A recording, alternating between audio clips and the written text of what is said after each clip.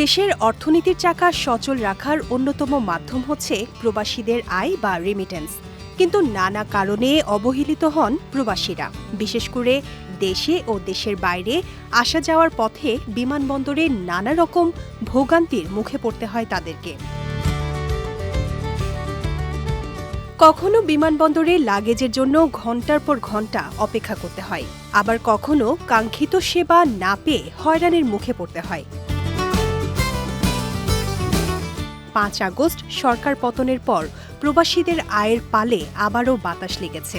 চলতি মাসে দেশের বাইরে থেকে ২২২ কোটি মার্কিন ডলার রেমিটেন্স এসেছে। এই রেমিটেন্স গত বছরের আগস্ট মাসের চেয়ে ৩৯% বেশি।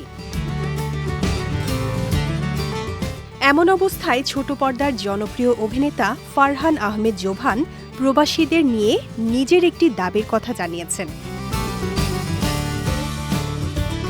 ১ সেপ্টেম্বর নিজের ফেসবুক অ্যাকাউন্টে একটি স্ট্যাটাস দিয়েছেন জোভান। সেখানে এই অভিনেতা লিখেছেন, প্রবাসী রেমিটেন্স যোদ্ধারা যখন বিমানবন্দরে আসবেন ওনাদেরকে স্যার বলে সম্বোধন করতে হবে।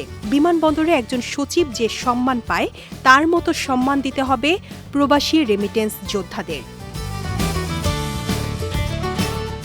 জোভানের সেই স্ট্যাটাসের নিচে ভক্তরাও একমত পোষণ করেছেন। কেউ কেউ বলেছেন, প্রবাসীদের যেন ভিআইপি কার্ড প্রদান করা হয়, যাতে করে তারা দেশে ফিরলে বিমানবন্দরে কোনো হয়রানির মুখে না পড়েন।